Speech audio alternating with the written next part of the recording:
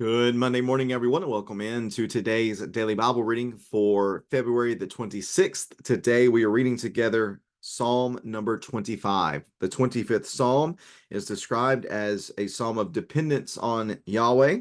It is simply of David. I would probably classify this psalm as a confident psalm because it speaks to a number of benefits of being one of God's people. And we'll note that as we go through this psalm here. Psalm number 25. Let's begin reading in verse number 1 after I get the text up on the screen. There we go. Psalm 25, verse number 1.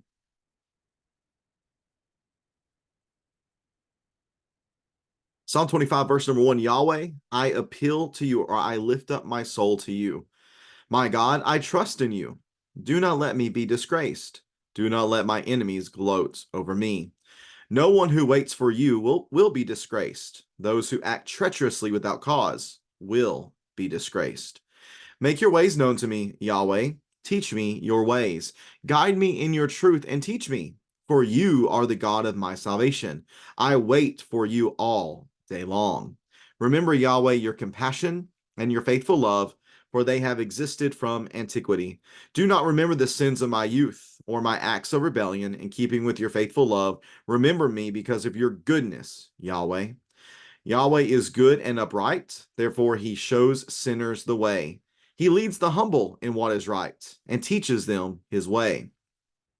All Yahweh's ways show faithful love and truth to those who keep his covenant and decrees. Yahweh, for the sake of your name, forgive my iniquity, for it is immense.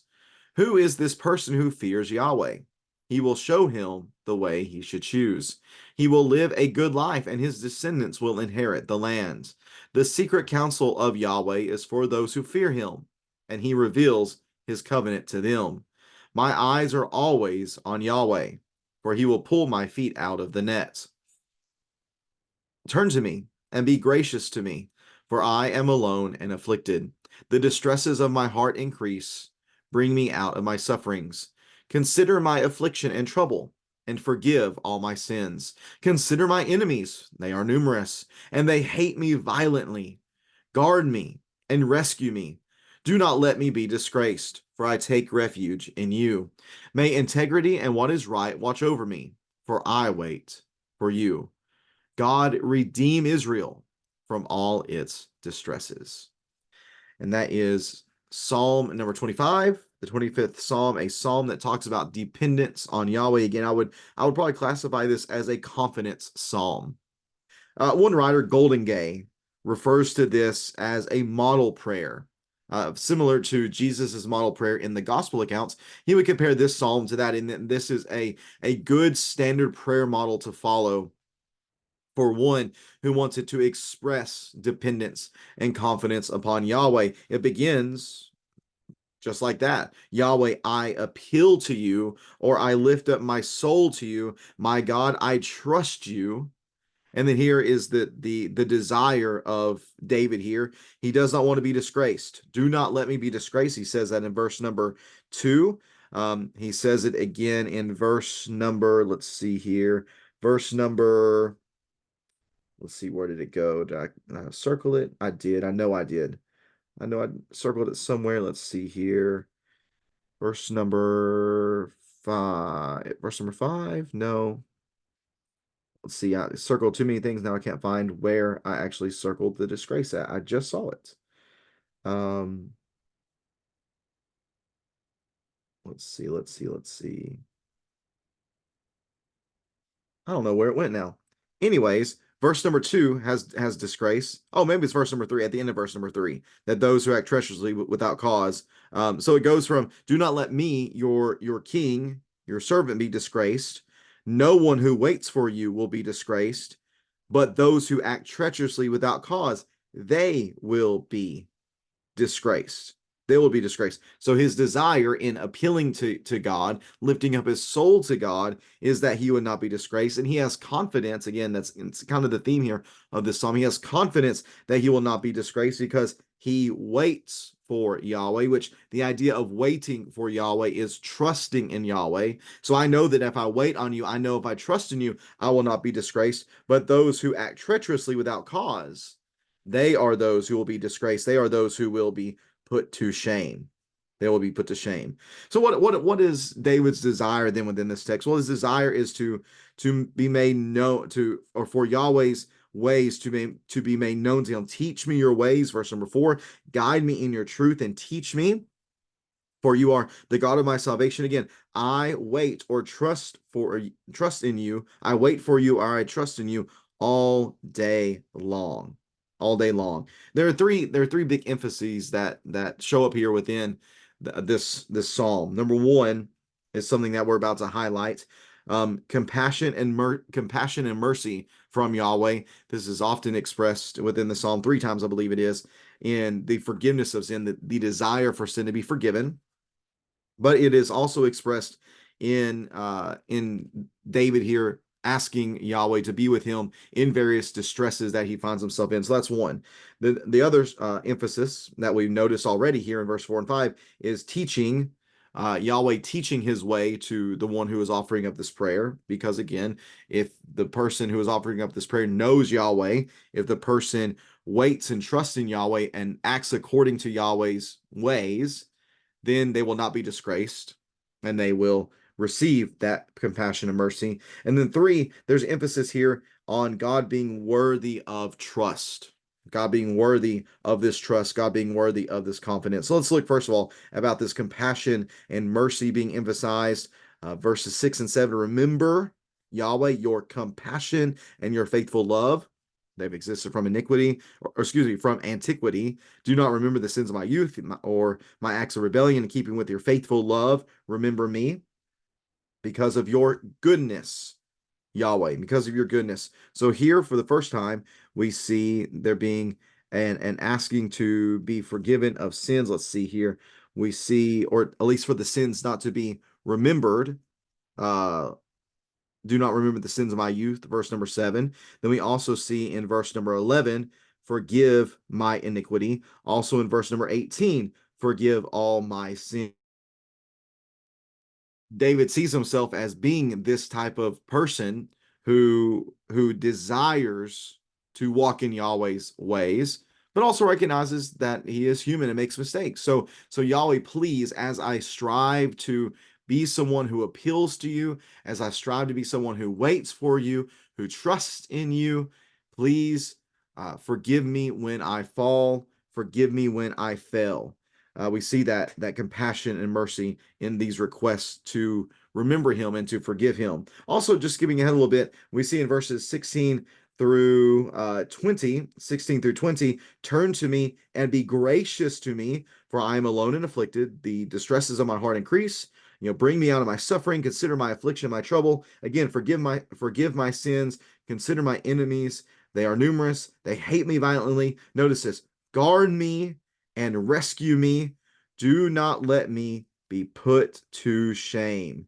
Do not let me be put to shame. That's the same idea that we see in verses 2 and 3. This idea of being put to shame. Do not let me be disgraced. Do not let me be put to shame. I know that this is something that you are able to do.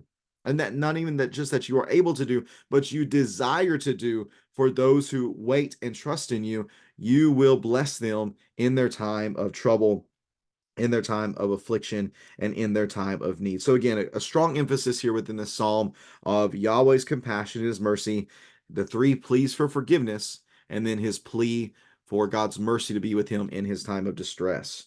But then secondly as well, we see about teaching your ways, verses 4 and 5. Teach me your ways, make your ways known to me, guide me in your truth and teach me. We see something similar in verses 12 in verse 12, who is this person who fears Yahweh? He will show him the way he should choose. God is willing to teach this person who fears Yahweh to lead him, as we talked about yesterday from Psalm 23, lead him in the right paths, lead him in the pathways of righteousness. The secret counsel of Yahweh is for those who fear him. He reveals his covenant to them. My eyes are always on Yahweh, and he will pull my feet out of the net. So there's this strong emphasis that David has here in that in these moments of distress, or I guess maybe preparing himself for these moments of distress, will be him learning Yahweh's ways, him learning the character of Yahweh, so that he comes to know this. He knows that Yahweh is compassionate. He knows that Yahweh is merciful, so that in that day, then he will know where to turn. He will know that he can turn to a compassionate, to a merciful God who is ready to assist him. So, putting these things together, then the compassion, the mercy of Yahweh, the fact that Yahweh longs to teach those who love him and fear him his ways, we are then led to understand that Yahweh is worthy of trust. Why is Yahweh worthy of trust? Well, he's worthy of trust. He's worthy of us trusting in his love and in compassion and his desire to teach us because of his goodness. Because of your goodness, Yahweh, is what we see at the end of verse number 7. Verse number 8 tells us that Yahweh is good and upright. Therefore, he shows sinners the way. He's willing to even instruct sinners to walk faithfully before him.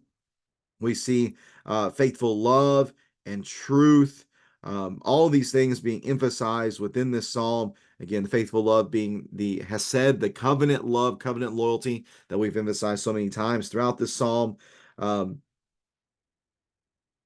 again, in these times of distress, notice what we've already talked about, verses 16, 17, 18, 19, and 20, verses 16 through 20. Where does David turn? Well, because of what he's learned about Yahweh's ways, what he's learned about Yahweh's character, he immediately turns to put his trust and confidence in Yahweh in these days of distress, because he knows that he will be delivered. For I take refuge in you, is what he says at the end of verse number 20. So may integrity and what is right watch over me, for I wait for you. I trust in you. We see that here in verse 21. We see that back in excuse me, verse number 4 or number 5. We again see it back in verse number 3. All these things really work together. There is initially this appeal to God. Why? Because David trusts in God. David waits on God. Why does he believe that Yahweh is someone that is worthy of waiting upon, worthy of trusting? Because of what he has learned about Yahweh. Again, Yahweh's compassion and mercy, and also Yahweh's character. So we put all this together, and we get to the conclusion of verse number 22, where we read, God redeem not me, David, but notice this, God redeem Israel from all its distresses.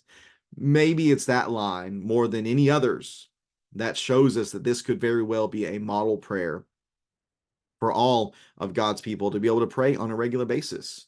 That they would pray this prayer, again, appealing to Yahweh on the basis of their trust in him, their confidence in him, because of who he is and what they have learned about him and his character and his ability and his might and his desire for his people to appeal to him in order to be delivered in their days of distress.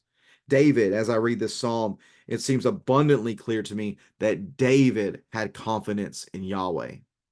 I guess the question for us today is, do we have that same confidence? Do we have that same confidence? Do we have the same amount of trust that we too could pray this prayer before Yahweh, acknowledging our confidence and dependence upon him, waiting upon him, trusting in him, and knowing that we too will not be disgraced, we too will not be put to shame, but that we will experience his compassion in moments of weakness and receive his mercy in the moment of distress. If you have any questions or comments about this psalm here, Psalm 25, please feel free to leave that in the comment section below. And I appreciate you taking some time reading along with me on this Monday. Hope you have a great rest of this Monday, and may God bless you in all that you do. And also remember, Caden Hernandez and Kellen Clark have birthdays tomorrow. So very happy birthday to Caden and to Kellen as they celebrate their birthdays tomorrow, Tuesday, the 27th. Again, thanks so much for tuning in today. Hope you have a great rest of your Monday. Hope to see you on Wednesday as we read together from Psalm number 26, a prayer for vindication of David. Take care and God bless.